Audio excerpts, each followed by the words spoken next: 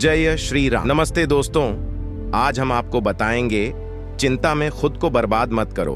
तो दोस्तों, आपका समय ना नष्ट करते हुए वीडियो को शुरू करते हैं। अगर वीडियो आपको पसंद आए तो चैनल को सब्सक्राइब कर दीजिएगा और वीडियो को लाइक कर दीजिएगा और एक प्यारा सा कमेंट जरूर करके जाइएगा। दोस्तों, वीडियो को शुरू करते हैं। ये बात उन दिनों की है जब बुद्धा मरवन में अपना समय व्यतीत कर रहे थे। इस समय तक बुद्धि की प्रसिद्धि दूर दूर तक फैल चुकी थी। बहुत दूर दूर से लोग अपनी चिंताओं और परेशानियों का समाधान खोजने के पास आते थे। ऐसे ही एक दिन जब बुद्धा मरवन में अपने शिष्यों को प्रवचन दे रहे थे तो एक अधेड़ उम्र का व्यक्ति अपने 2021 वर्ष के पुत्र को अपने साथ लिए बुद्धि की तरफ चला आ रहा था। जब यह प्रवचन स्थल के पास पहुंच गए तो एक नजर उन पर डाली, मेहनत की मोरल कहानी और इशारे से बैठने के लिए कहा। जब प्रवचन समाप्त हो गया और सभी लोग वहां से चले गए तो बुद्ध ने उस व्यक्ति को अपने पास बुलाया और बैठने के लिए कहा। वहां चारों तरफ हरियाली छाई हुई थी। मौसम बहुत सुहाना था और तरह तरह के पक्षियों की आवाजें गूंज रही थीं। ऐसा नजारा देखकर उस व्यक्ति को अंदर से असीम शांति महसूस हो रही थी। इसके बाद बुद्ध ने उस व्यक्ति से आने का कारण पूछा तो इस पर व्यक्ति ने कहा, यह तथागर, मैं 2 दिन की लंबी यात्रा करके अपने पुत्र को आपसे मिलवाने लाया हूं। ये मेरा इकलौता पुत्र है और ये हर समय थका थका रहता है। ऐसा लगता है जैसे इसके अंदर कोई जान ही नहीं है, कोई प्राणी नहीं है। इसका स्वभाव भी काफी चिड़चिड़ा हो गया है। अगर हम इससे कुछ भी कहते हैं तो यह हमारी छोटी छोटी बातों पर गुस्सा हो जाता है। इसके देखने की क्षमता भी उम्र से पहले ही कमजोर हो गई है और इसके बाल भी सफेद पड़ने लगे हैं। इतनी कम उम्र में इतनी बड़ी उम्र का लगना मुझे तो कुछ समझ नहीं आ रहा। किसके साथ हो, क्या रहा है तथागर? मैं अपने पुत्र के स्वास्थ्य को लेकर बहुत चिंतित हूँ। जब मैं अपने पुत्र को वैद्य जी के पास लेकर गया तो उन्होंने कुछ औषधि दी और कहा, अपने पुत्र को तनाव कम लेने के लिए कहो। वो अपने दिमाग में बहुत अधिक तनाव लेता है, इसलिए उसकी ऐसी हालत हो गई है। लेकिन मुझे उनके बहुत समझाने के बाद भी तनाव का मतलब समझ नहीं आया। मुझे नहीं पता कि तनाव होता क्या है, ये किन कारणों से आता है और उसे कैसे अपने पुत्र के दिमाग से निकालूं। लेकिन मुझे सबसे पहले तो ये समझना है कि तनाव होता क्या है। इसीलिए तथागत मैं आपके पास आया हूं। कृपया आप मेरी समस्या का समाधान कीजिए। यह सुन बुद्ध उसके पुत्र को बड़े ध्यान से देखते हैं, उसके चेहरे को देखते हैं, उसकी आंखों को देखते हैं और फिर उसके हाथों की नब्ज को भी देखते हैं। यह सारी विधि करने के पश्चात बुद्ध उस व्यक्ति से कहते हैं, तनाव लेना तो कोई नहीं चाहता, लेकिन फिर भी यह तनाव लोगों के दिमाग को दीमक की तरह पकड़ लेता है और व्यक्ति जान भी नहीं पाता कि वह तनाव में जी रहा है। लेकिन अगर व्यक्ति तनाव के कारणों को अच्छे से समझ लेता है और तनाव के बारे में कोई ऐसा पैमाना बना लेता है जिससे वह जान सकें कि वह कितने तनाव में है, तो वह इस समस्या का समाधान भी खोज सकता है। सबसे पहले तो तुम ये समझो कि तनाव होता क्या है। जब भी कोई व्यक्ति कोई काम कर रहा होता है लेकिन उसका मन कहीं दूर भटक रहा होता है, कल्पनाओं में होता है, तो उसके शरीर और मन के बीच एक दूरी पैदा हो जाती है। ये दूरी जितनी अधिक होगी, व्यक्ति उतनी ही ज्यादा बेहोशी की अवस्था में होता है और शरीर व मन के बीच की इसी दूरी, इसी खिंचाव को तनाव कहा जाता है।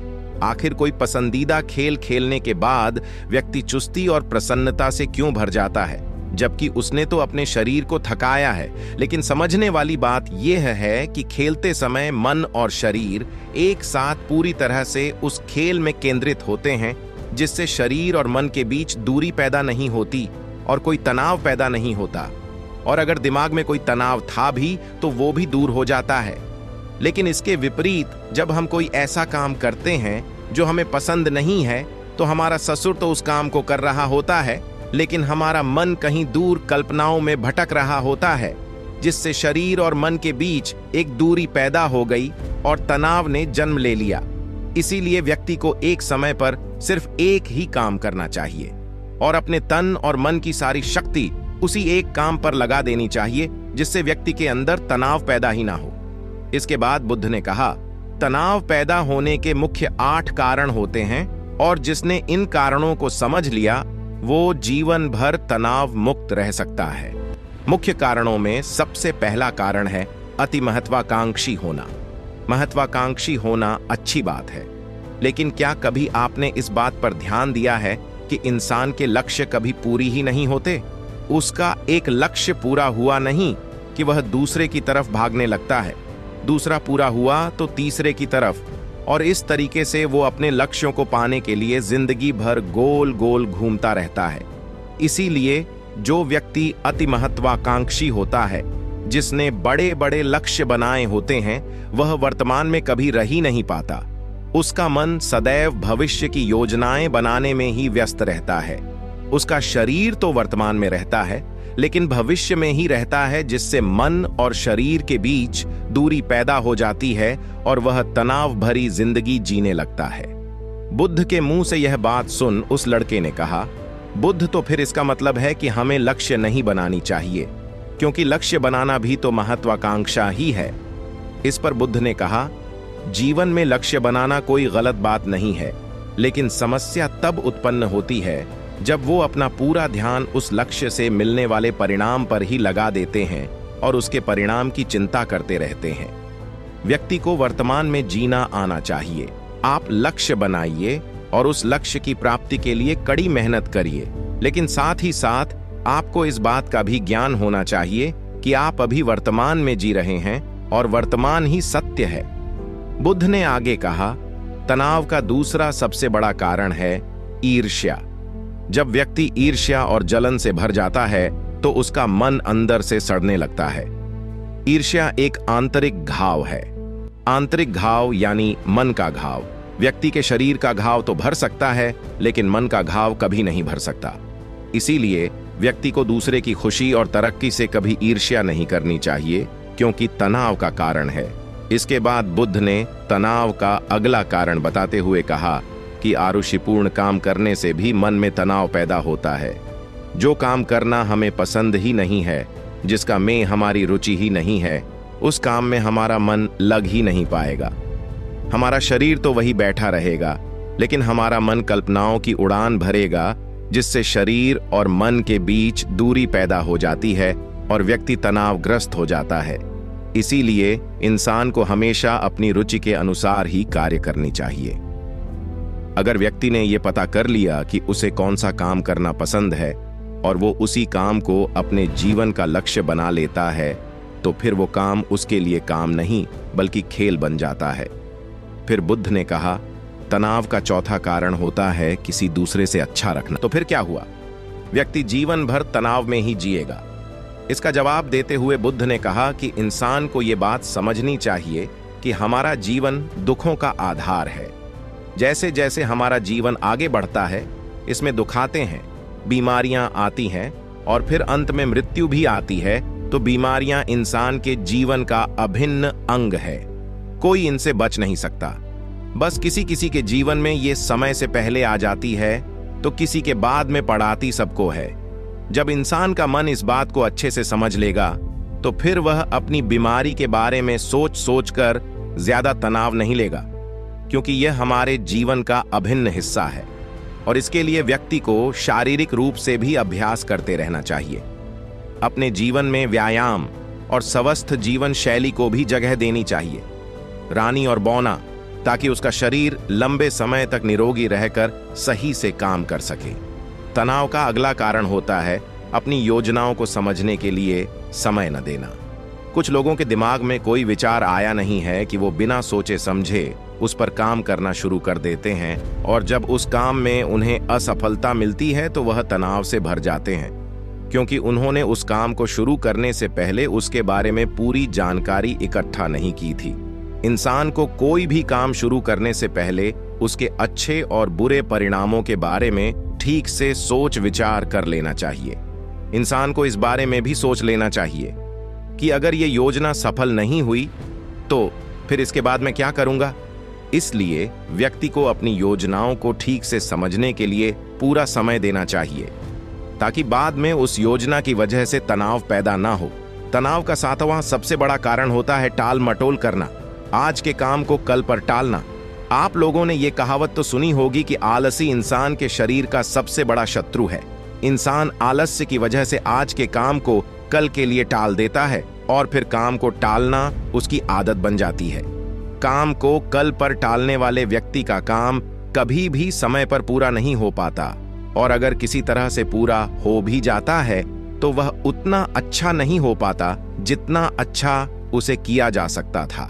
और फिर यह बात व्यक्ति के अंदर तनाव पैदा करती है।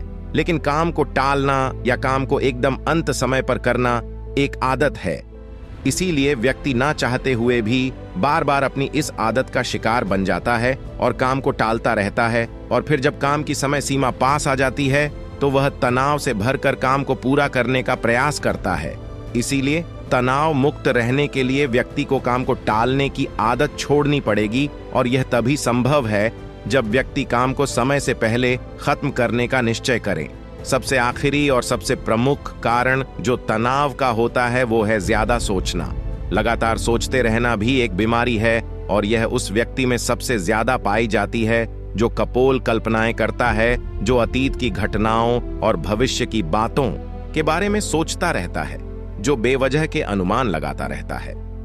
इसीलिए व्यक्ति को ज्यादा सोचने की आदत पर लगाम लगाना चाहिए।